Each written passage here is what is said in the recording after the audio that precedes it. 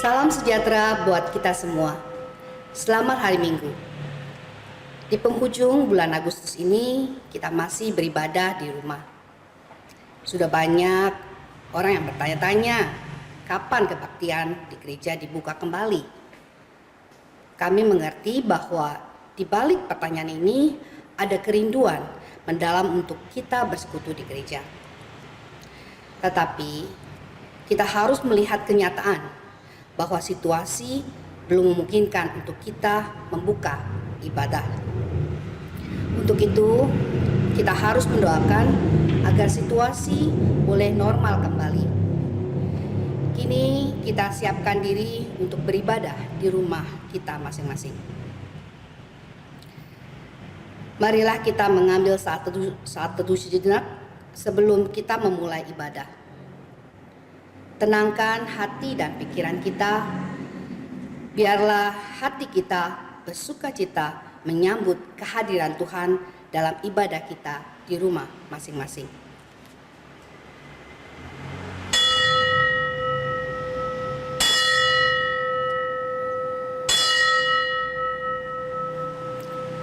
Tema khotbah pada hari Minggu tanggal 30 Agustus 2020, memahami yang dipikirkan Allah. Memahami dan melakukan apa yang menjadi kehendak Allah adalah tugas panggilan setiap orang yang percaya. Idealnya apa yang kita pikirkan dan kita lakukan sejalan dengan yang Allah kehendaki. Namun kita juga menyadari bahwa untuk memahami apa yang Allah pikirkan itu tidaklah mudah. Ini sama seperti para murid mencoba memahami apa yang dilakukan oleh Tuhan Yesus. Proses memahami pikiran Allah dan melakukan kehendak Allah dalam kehidupan kita adalah sebuah perjalanan iman seumur hidup. Oleh karenanya, relasi kita dengan Allah tidak boleh mengalami jeda. Tidak ada orang Kristen part-time. Di sini juga kita harus belajar menaklukkan diri sendiri karena kita bisa saja apa yang dipikirkan Allah berbeda dengan apa yang kita ingini. Melalui khotbah hari ini kita diajak dan terus belajar untuk memahami apa yang Allah pikirkan. Tentu saja semua itu untuk kebaikan kita. Umat Tuhan, marilah dengan berdiri kita menyanyikan pujian dari PKJ 127 bait 1-3, jadilah Tuhan kehendak-Mu.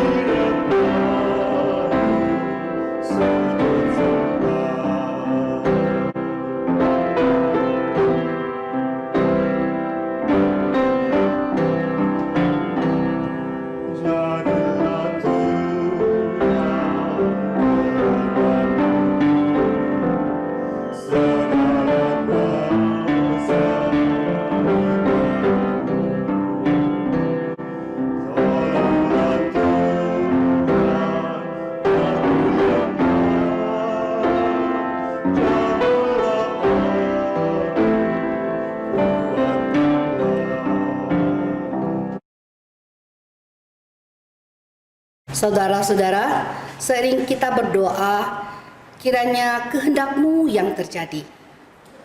Namun, seringkali kenyataannya tidaklah demikian.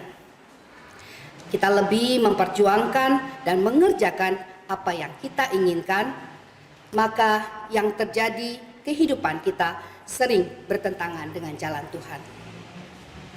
Kita marah ketika Allah tidak memenuhi keinginan yang disampaikan dalam doa-doa kita.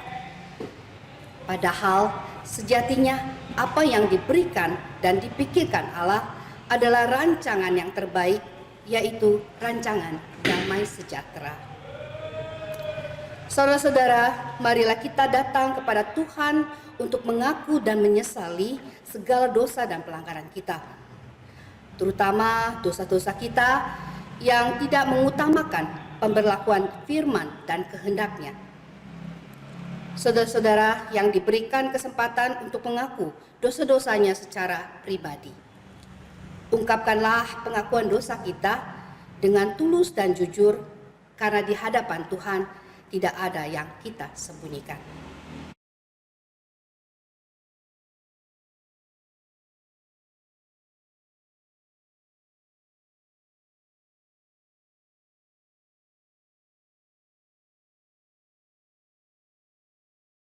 Tuhan, inilah pengakuan dosa kami yang kami sampaikan dengan tulus dan jujur di hadapan-Mu. Ampunilah seturut dengan belas kasihan-Mu. Di dalam nama Tuhan Yesus, penebus dosa kami berdoa kepada Bapa di sorga. Amin. Barang siapa mengakui dosanya dengan sungguh-sungguh di hadapan Tuhan dan bertekad untuk tidak melakukan dosa yang sama, maka kepadanya diberikan berita anugerah. Dalam Ibrani 9 ayat ke-13 dan 14 berbunyi, sebab jika darah domba jantan dan darah lembu jantan dan percikan abu lembu muda menguduskan mereka yang najis, sehingga mereka disucikan secara lahiriah, betapa lebih darah Kristus yang oleh Roh yang kekal telah mempersembahkan dirinya sendiri kepada Allah sebagai persembahan yang tak bercacat, akan menyucikan hati nurani kita dari perbuatan-perbuatan yang sia-sia, supaya kita dapat beribadah kepada Allah yang hidup. Demikianlah berita anugerah dari Tuhan. Marilah umat Tuhan kita mempersiapkan diri untuk mendengarkan firman Tuhan dengan menyanyikan pujian dari NKB 127 bait 1-3, ya Tuhan, Kaulah penebus.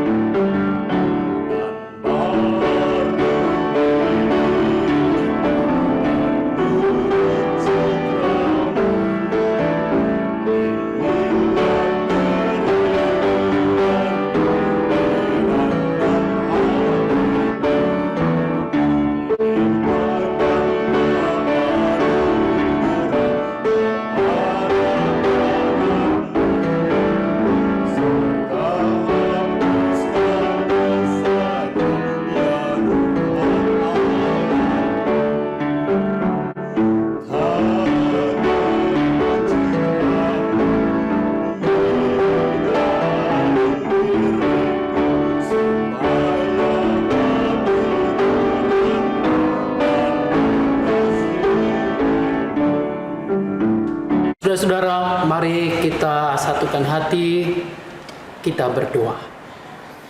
Bapa di dalam surga, terima kasih untuk kasih dan kebaikan-Mu. Terima kasih untuk penyertaan-Mu sampai dengan pada saat ini. Pada saat ini kami akan merenungkan bagian dari firman-Mu. Kami ingin mengenal kehendak dan pikiran-Mu. Namun kami sadar akan kelemahan keterbatasan kami. Biarlah kuat kuasa Roh-Mu yang kudus menolong kami, supaya memberikan pencerahan, pemahaman, pengertian yang benar, agar firman ini dapat kami lakukan dalam kehidupan sehari-hari. Anak-anak-Mu yang Kau percayakan membaca bagian demi bagian firman-Mu, kami akan menanggapi dengan mendaraskan Mazmur, dan Engkau yang telah mengutus hamba-Mu untuk menyampaikan, menguraikan firman ini dalam bentuk khotbah. Biarlah Engkau sendiri yang memakai dengan leluasa untuk menyampaikan kehendak-Mu bagi kami kini dan di sini. Berbicaralah ya Bapa di surga, sebab kami anak-anak-Mu telah siap untuk mendengarkannya. Dalam nama Tuhan kami Yesus Kristus kami berdoa kepada Bapa di surga. Amin. Bacaan pertama terambil dari Yeremia 15 ayat 15 sampai 21. Yeremia 15 ayat 15 sampai 21. Engkau mengetahuinya ya Tuhan. Ingatlah aku dan perhatikanlah aku. Lakukanlah pembalasan untukku terhadap orang-orang yang mengejar aku. Janganlah membiarkan aku diambil karena panjang sabar-Mu. Ketahuilah bagaimana aku menanggung celaan oleh karena Engkau. Apabila aku bertemu dengan perkataan-perkataan-Mu, maka aku menikmatinya. Firman-Mu itu menjadi kegirangan bagiku dan menjadi kesukaan hatiku, sebab nama-Mu telah diserukan atasku, ya Tuhan Allah semesta alam. Tidak pernah aku duduk beria-ria dalam pertemuan orang-orang yang bersenda gurau. Karena tekanan tangan-Mu aku duduk sendirian, sebab Engkau telah memenuhi aku dengan geram. Mengapakah penderitaanku tidak berkesudahan, dan lukaku sangat payah sukar disembuhkan? Sungguh, Engkau seperti sungai yang curang bagiku, air yang tidak dapat dipercayai. Karena itu, beginilah jawab Tuhan, jika Engkau mau kembali, aku akan mengembalikan Engkau menjadi pelayan di hadapan-Ku.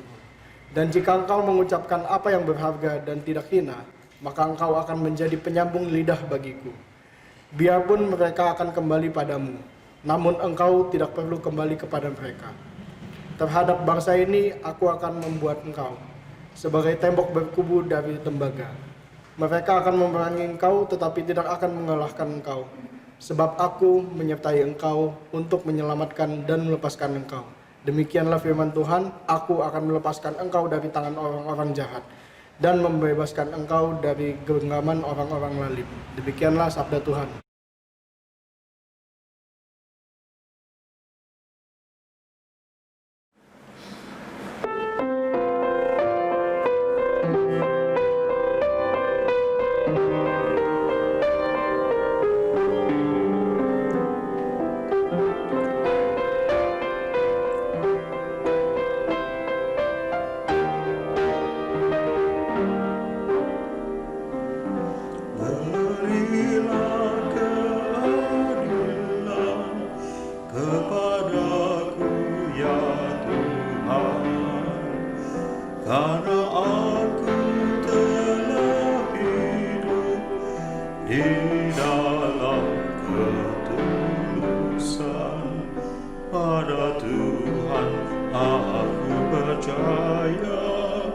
Dengan tidak ragu-ragu, berilah keadilan kepadaku ya Tuhan, karena aku telah hidup di dalam ketulusan.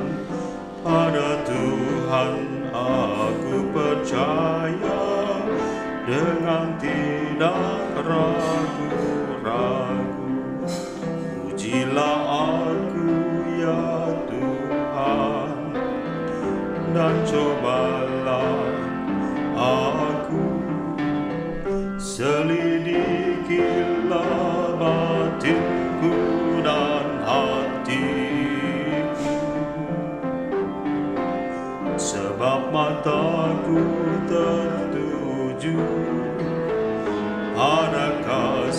setiamu, dan ku hidup dalam kebenaran-Mu. Aku tidak akan duduk dengan para penipu, dengan orang munafik ku tak bergaul. Aku benci pada perkumpulan orang yang berbuat jahat, dan dengan orang fasik ku tak duduk. Berilah keadilan kepadaku ya Tuhan, karena aku telah hidup di dalam ketulusan. Pada Tuhan aku percaya, dengan tidak ragu-ragu aku membasuh tanganku. Anda tidak bersalah dan berjalan kelilingi mesbah-Mu Tuhan, sambil bernyanyi dengan nyanyi ku naikkan lagu syukur dan kisahkan karya Tuhan yang ajaib. Tuhan, ku cinta rumah-Mu, tempat kemuliaan-Mu.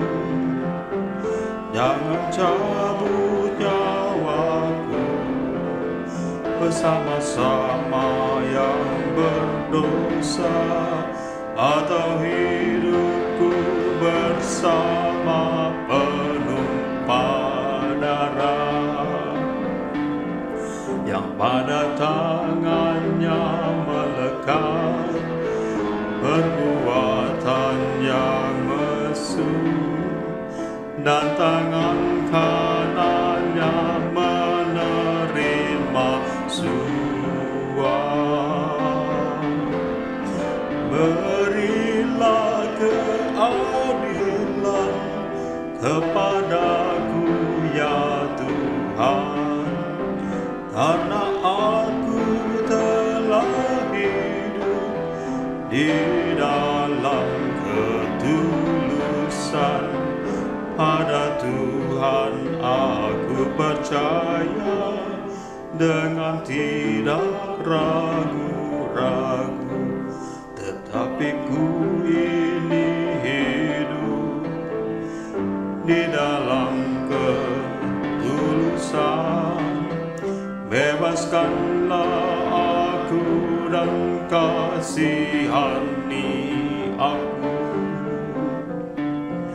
Kakiku berdiri tegak di tanah yang rata, dalam jemaat aku puji Tuhan. Berilah keadilan kepadaku ya Tuhan, karena aku telah hidup di dalam ketulusan. Pada Tuhan aku percaya, dengan tidak ragu-ragu.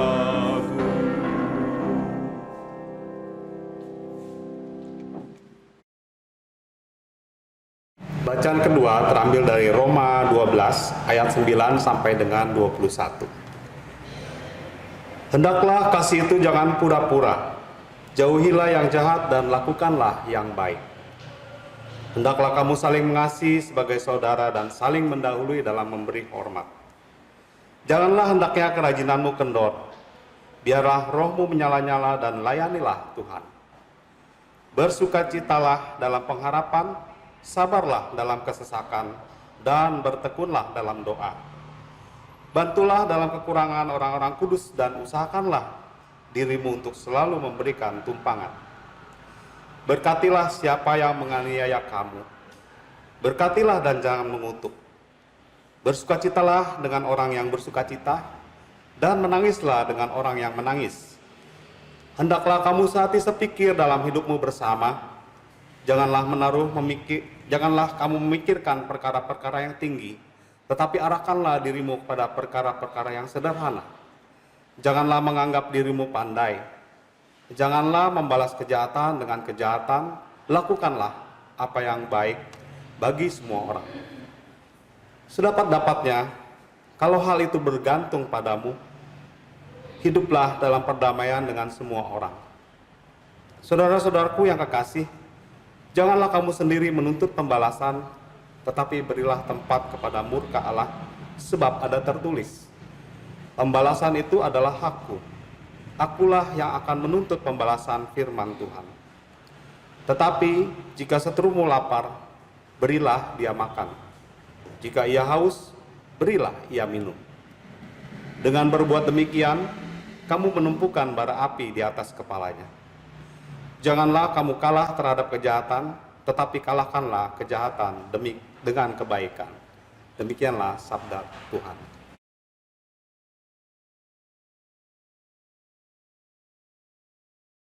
Saudara-saudara yang dikasihi dan mengasihi Tuhan Yesus, bacaan Injil pada hari ini terambil dari Injil Matius. Matius pasalnya yang ke-16 ayat 21 sampai dengan ayatnya yang ke-28. Saya akan membacakan bagian Injil ini. Inilah Injil Tuhan Yesus Kristus menurut Matius pasal 16 ayat 21 sampai dengan ayatnya yang ke-28. Simak dan dengarkanlah Injil Tuhan Yesus Kristus. Sejak waktu itu Yesus mulai menyatakan kepada murid-muridnya bahwa ia harus pergi ke Yerusalem dan menanggung banyak penderitaan dari pihak tua-tua, imam-imam kepala dan ahli-ahli Taurat, lalu dibunuh dan dibangkitkan pada hari ketiga. Tetapi Petrus menarik Yesus ke samping dan menegur dia, katanya, "Tuhan, kiranya Allah menjauhkan hal itu. Hal itu sekali-kali takkan menimpa engkau." Maka Yesus berpaling dan berkata kepada Petrus, "Enyahlah iblis, engkau suatu batu sandungan bagiku, sebab engkau bukan memikirkan apa yang dipikirkan Allah, melainkan apa yang dipikirkan manusia." Lalu Yesus berkata kepada murid-muridnya, "Setiap orang yang mengikut aku, ia harus menyangkal dirinya, memikul salibnya, dan mengikut aku. Karena barang siapa mau menyelamatkan nyawanya, ia akan kehilangan nyawanya. Tetapi barang siapa kehilangan nyawanya karena aku, ia akan memperolehnya. Apa gunanya seorang memperoleh seluruh dunia tetapi kehilangan nyawanya? Dan apakah yang dapat diberikannya sebagai ganti nyawanya? Sebab anak manusia akan datang dalam kemuliaan Bapanya, diiringi malaikat-malaikatnya. Pada waktu itu ia akan membalas setiap orang menurut perbuatannya. Aku berkata kepadamu, sesungguhnya di antara orang yang hadir di sini ada yang tidak akan mati sebelum mereka melihat Anak Manusia datang sebagai Raja dalam kerajaannya." Sampai demikian jauh pembacaan Injil Tuhan Yesus Kristus. Tuhan Yesus berkata, yang berbahagia adalah setiap kita yang mau mendengarkan firman Allah, memelihara, tentu dengan melakukannya. Haleluya.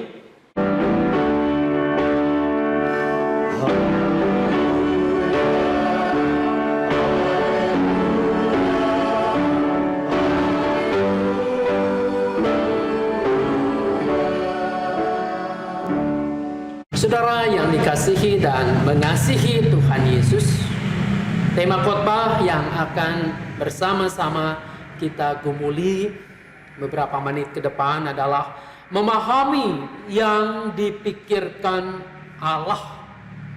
Saudara-saudara, tentu kita akan mengatakan kalau temanya begitu memang tidak mudah. Namun apakah yang tidak mudah ini lalu kemudian kita mengatakan ini adalah satu yang mustahil, yang tidak mungkin? Rasanya tidak seperti itu juga. Tidak mungkin juga Allah menghendaki supaya kita memahami apa yang menjadi jalan pikiran kehendaknya kalau hal tersebut tidak memungkinkan untuk kita melakukannya. Saudara-saudara, kita yakin dan percaya kuat kuasa Roh Allah itu, Roh Kudus itu pasti akan menolong, memampukan kita untuk memahami apa yang dipikirkannya, apa yang menjadi kehendaknya. Tinggal kini bagaimana kesediaan Anda, saya, kita semua untuk membuka diri agar kita mau memahami dan tidak hanya memahami, melainkan juga melakukan apa yang Allah kehendaki untuk kita. Saudara-saudara, ada sebuah kisah yang menarik. Ada seorang gadis kecil sedang bermain-main di kebun rumahnya. Lalu aktivitasnya segera terhenti. Ia berkonsentrasi pada pendengarannya. Kakinya bergerak melangkah ke arah suara itu. Sejenak kemudian ia menemukan sumber suara itu. Anak kucing yang ditinggalkan induknya sedang ketakutan. Dengan halus ia mengangkat anak kucing itu, lalu membelainya dengan penuh kasih sayang dan membawanya masuk ke dalam rumahnya. Sang gadis kecil merawat anak kucing itu dengan baik, dengan kasih sayang, dengan perhatian. Ia memberinya susu dan menidurkannya dalam keranjang yang nyaman, berlapis handuk tua. Anak kucing itu tumbuh cepat dan ia menjadi sahabat yang baik, sahabat dari gadis kecil ini, sekaligus teman bermain di rumah.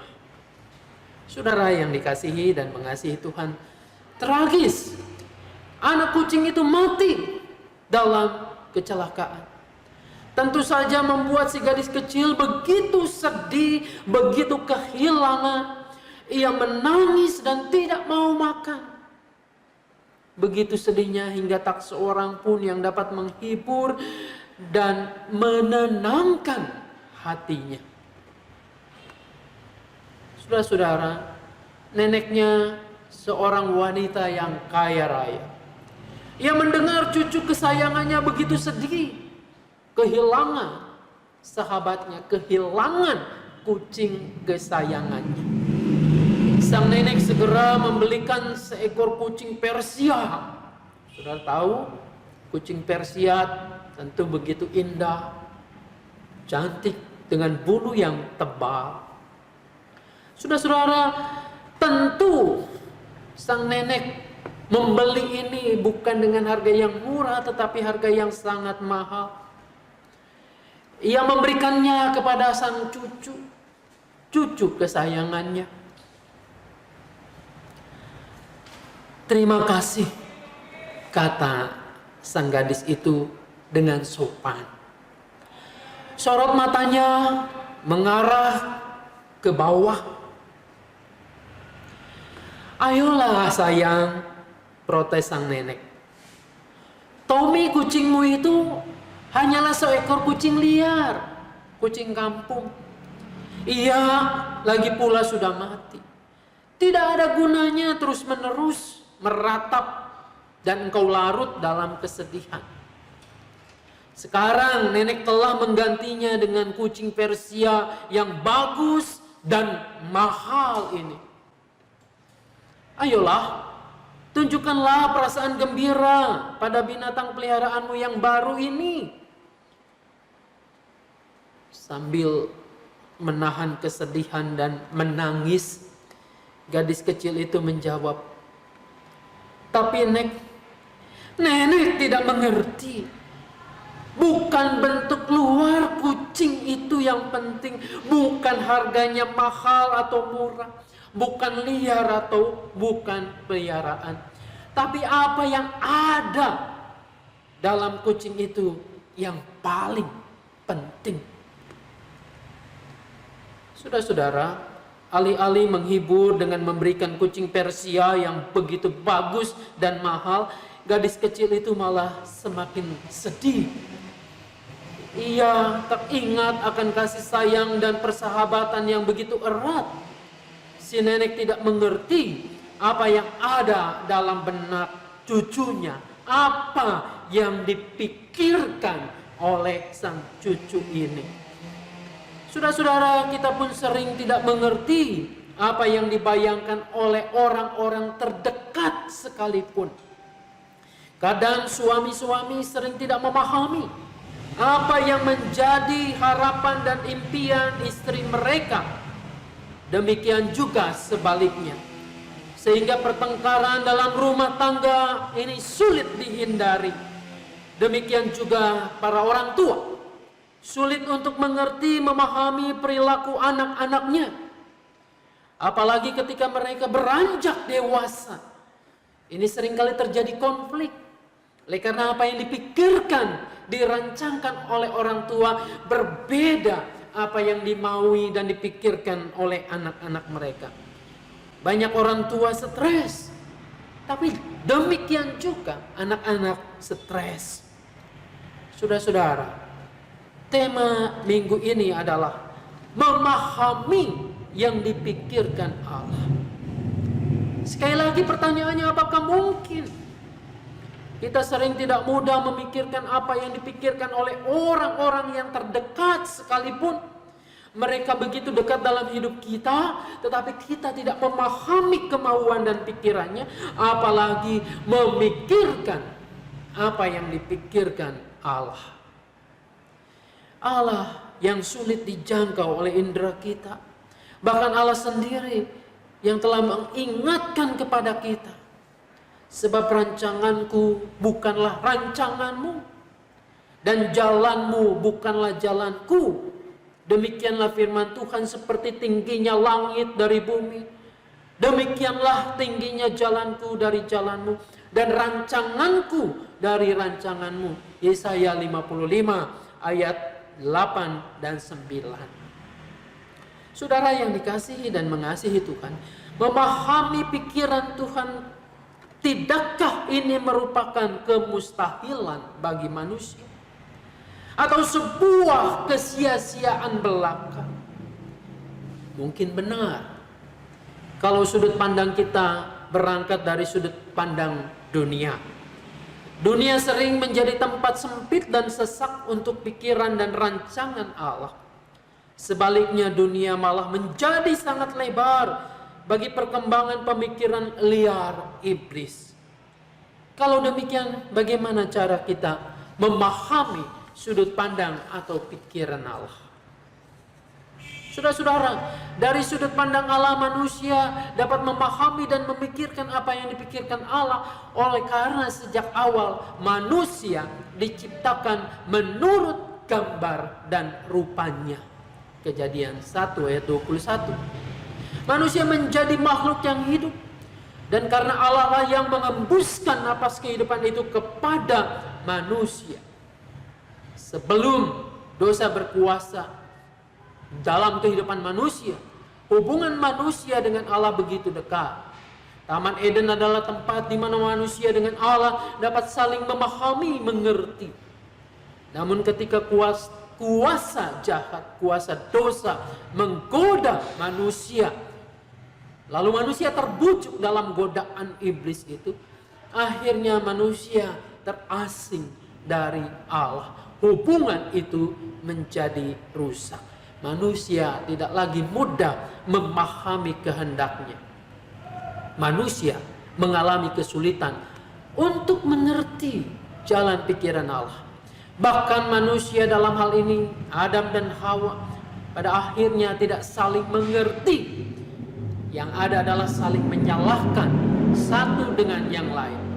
Semua ingin selamat sendiri dan menyatakan pihak yang lain adalah keliru. Manusia dipenuhi dengan pikiran-pikiran keegoisan dan keserakahan yang memanjakan nafsunya. Disinilah sebenarnya letak kesulitannya. Saudara-saudara, betapa sulitnya memahami jalan pikiran Allah, sehingga juga Abraham sekalipun yang mendapat julukan Bapa orang percaya, dalam perjalanannya mengalami kesulitan memahami jalan pikiran Allah. Bagaimana mungkin sebuah janji keturunan yang begitu banyak akan dapat terwujud kalau saja pada usia yang senja Sarah tetap mandul, lalu kemudian dia semakin tua. Saudara-saudara, contoh lain kesulitan memahami jalan pikiran Allah kita temukan dalam pemahaman atau pembacaan Injil hari ini, yaitu dalam diri Petrus, seorang murid yang begitu dekat sekali dengan Yesus. Saudara-saudara, sebelumnya bersama dengan dua murid yang lain, Yakobus dan Yohanes, menyaksikan sendiri bagaimana Yesus itu mengalami perubahan wujud, mengalami kemuliaan. Lalu kemudian Petrus sendiri dalam bacaan minggu kemarin, kita masih mengingat, dia menyatakan bahwa engkaulah Sang Mesias, engkaulah Anak Allah yang hidup. Tetapi nyatanya Petrus tidak mengenal jalan pikiran Allah. Yesus tidak mengenal apa yang sedang dilakukan, apa yang sedang dikerjakan, misi apa yang sedang dilakukan oleh Yesus Kristus untuk dunia ini. Saudara-saudara, Petrus memikirkan apa yang dipikirkan manusia. Pusat hidup adalah dirinya sendiri, pikiran dan orientasinya. Hidupnya masih berkisar pada keinginan daging dan nafsunya, nafsu duniawi ini. Orientasi hidup demikian akan sangat mudah dipakai oleh iblis. Iblis yang sebelumnya telah dikalahkan oleh Yesus dalam pencobaan. Pencobaan di padang gurun itu. 3 kali Yesus dicobai, lalu kemudian iblis itu telah dikalahkan. Tapi ingat, dalam bacaan kalau kita menelusuri kisah itu, bahwa iblis terus mencari kesempatan untuk menjatuhkan Yesus, untuk mengelabui setiap pengikut-pengikutnya. Saudara-saudara, dalam peristiwa yang hari ini Injil kita baca, bagaimana Yesus menjelaskan bahwa ia akan terus berjalan menuju Yerusalem. Dan di Yerusalem itulah dia akan dihakimi. Dia akan dituduh. Dia akan dihina. Dia akan dihukum. Dia akan menderita sengsara, mati dan disalibkan. Saudara-saudara, lalu apa yang dikatakan oleh Petrus? Saudara-saudara, Petrus tidak mau menerima bahwa Yesus yang dipandangnya adalah Mesias, Anak Allah yang hidup itu harus menderita sengsara, harus dihakimi, harus diadili dengan pengadilan yang tidak fair. Ia harus mengalami begitu banyak penderitaan dan disalibkan itu. Tidak mungkin Mesias, Anak Allah harus menderita seperti itu. Mesias kan raja. Anak Allah kan berkuasa atas segala keadaan, atas segala situasi. Ia dengan mudah bisa mengalahkan musuh-musuhnya. Saudara-saudara, bukankah ini adalah jalan pikiran manusia? Manusia memikirkan ketika aku percaya kepada Allah, ketika aku percaya kepada Kristus, ia kan adalah Mesias. Ia adalah raja di atas segala raja, maka masalahku akan hilang. Maka setiap apa yang menjadi tantanganku akan ia enyahkan. Saudara-saudara, disinilah kemudian Petrus berani menarik Yesus, lalu mengatakan tidak mungkin itu terjadi. Saudara-saudara, apa yang dikatakan oleh Yesus ketika Petrus mencoba untuk menghalanginya ini? Yesus mengatakan, "Enyahlah iblis, engkau satu batu sandungan bagiku, sebab engkau memikirkan apa yang bukan menjadi pikiran Allah, melainkan apa yang dipikirkan manusia." Saudara-saudara, ketika Petrus mencoba untuk menggoda Yesus, lalu Yesus kemudian menggunakan kalimat yang sama ketika ia menghardik iblis pada waktu mencobainya di padang gurun. "Enyahlah iblis." Saudara yang dikasihi dan mengasihi Tuhan Yesus, disinilah yang perlu kita gumuli kembali. Halangan yang terutama untuk kita dapat memikirkan apa yang dipikirkan Allah, apa yang dikehendaki Allah, adalah diri kita sendiri. Nafsu duniawi kita. Nafsu yang menginginkan bahwa kita melayani mengikut Yesus adalah sebagai alat untuk memuaskan, untuk melancarkan semua atau segala keinginan kita. Maka di sini kita menjadi sulit. Tapi sebaliknya kita boleh menjadi mudah untuk mengikuti, mengerti apa yang dirancangkan oleh rancangan atau dipikirkan oleh pikiran Allah ketika kita menyerahkan hidup ini kepada Tuhan. Ketika yang kata Tuhan Yesus bahwa setiap orang yang mau mengikut aku, ia harus menyangkal dirinya, memikul salibnya lalu mengikut Yesus. Menyangkal artinya menolak segala keinginan-keinginan nafsu duniawi, nafsu pribadi kita. Lalu kemudian kita gantikan dengan kehendak Tuhan. Nah, baru disinilah Anda dan saya akan melihat betapa mudahnya memahami, mengerti jalan pikiran Allah. Allah menghendaki bahwa kita dapat mengatasi diri sendiri, nafsu duniawi kita. Seperti Yesus mengosongkan dirinya, lalu menempatkan kehendak Allah dalam kehidupan prioritas utamanya, maka ia bisa menjalani masa-masa yang sulit itu bersama-sama dengan Allah.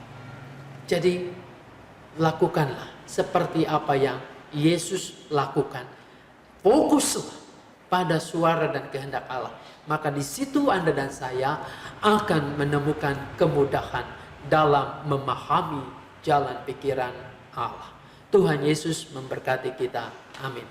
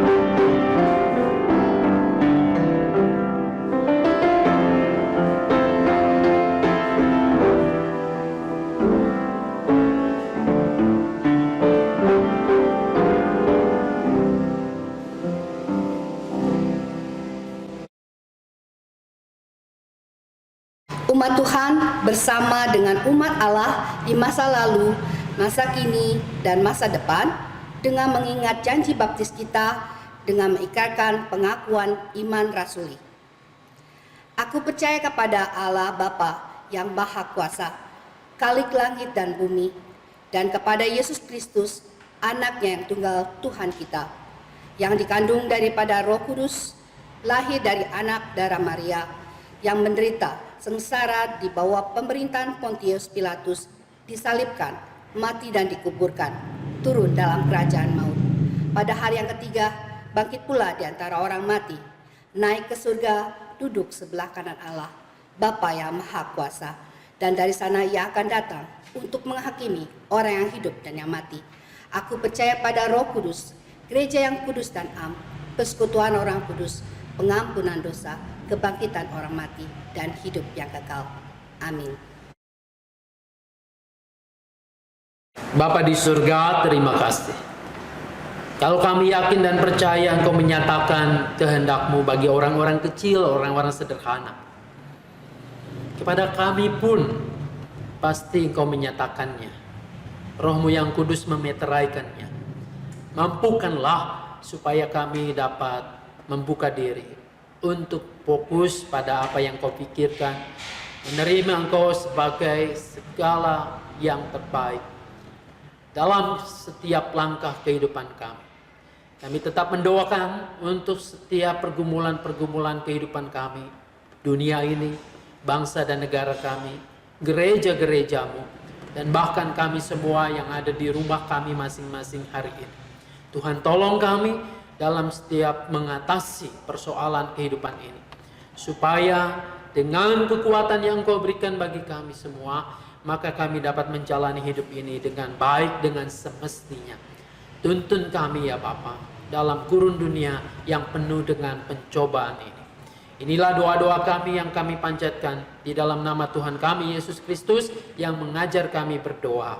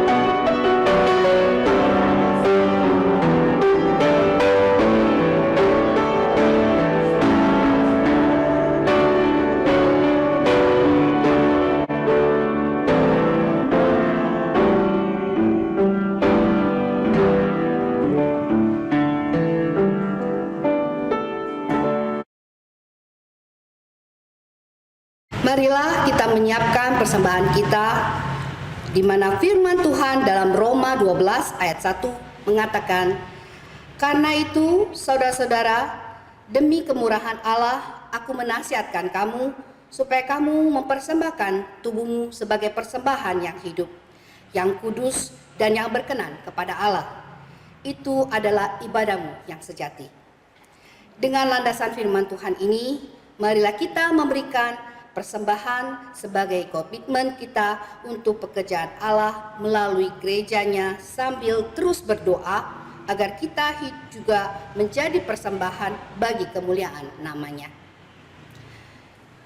Penyerahan persembahan dapat dilakukan dengan cara transfer ke rekening BCA GKI Mangga Besar dengan nomor 6840 299 340, atau saudara dapat memasukkannya dalam amplop, disimpan dalam sebuah tempat, dan nanti ketika kita sudah bisa beribadah kita di gereja ini, maka dapat diserahkan di gereja. Mengiringi persembahan, marilah kita menyanyikan pujian dari PKJ 153 bait 1 dan 2, "Pakailah seluruh hidupmu."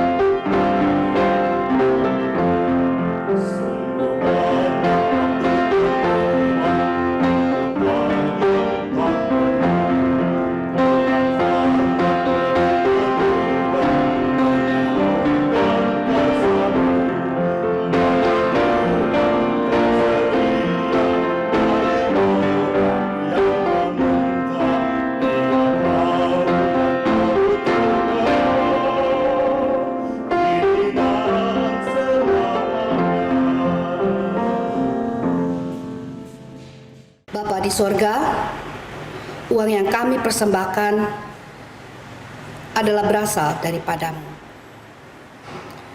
Kalau saat ini kami memberikannya sebagai persembahan, maka kuduskanlah agar layak Engkau pakai di ladang pelayananmu. Tolonglah kami agar tidak hanya terpaku pada uang dan materi, tapi mampukan kami untuk mempersembahkan diri dan hidup kami seutuhnya kepadamu. Terimalah ucapan syukur kami, kuduskan dan pakailah seturut dengan kehendak-Mu. Beri hikmat dan tanggung jawab kepada majelis yang dipercayakan untuk mengolahnya. Di dalam nama Tuhan Yesus, kami bersyukur kepada Bapa di surga. Amin. Umat Tuhan, marilah kita senantiasa memikirkan dan mengutamakan, memprioritaskan pikiran dan kehendak Allah. Hanya dengan jalan itulah kita layak disebut anak-anak Bapa di sorga. Dan tentu saja Tuhan menjanjikan kebahagiaan buat kita semua. Mari deh dengan bangkit berdiri kita menyanyikan pujian Yesus menginginkan daku, Kidung Jemaat 424 bait pertama sampai dengan ketiga.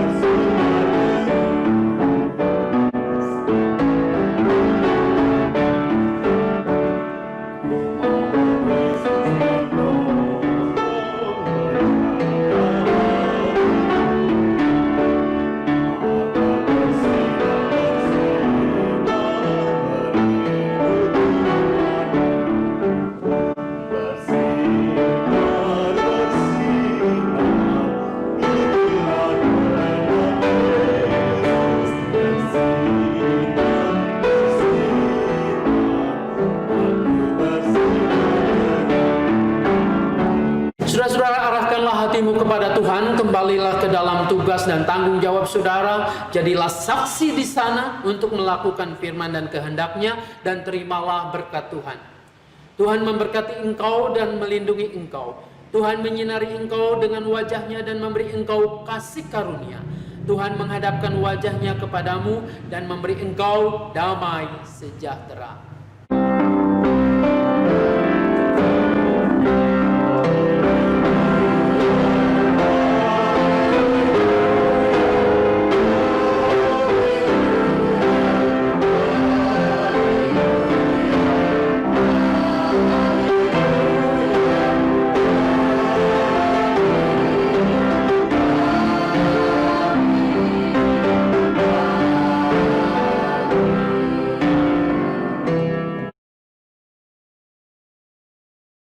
Saudara-saudara, anggota jemaat GKI Mangga Besar dan simpatisan, salam sejahtera buat kita.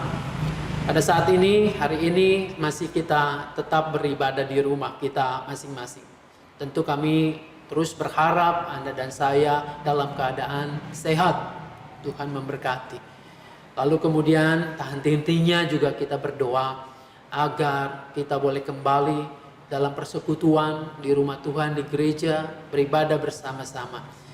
Namun untuk menunggu waktu-waktu itu, baiklah kita juga memohon Tuhan untuk menolong kita, menjadikan keluarga kita sebagai gereja kecil di rumah kita masing-masing.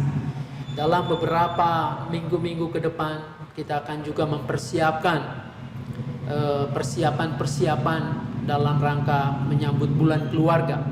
Dan dalam persiapan ini, saudara-saudara, alangkah baiknya mumpung kita masih terus beribadah di rumah, jadikanlah rumah kita, keluarga kita sebagai gereja kecil kita. Disitulah kita tumbuh bersama-sama di dalam iman. Tuhan Yesus memberkati. Amin.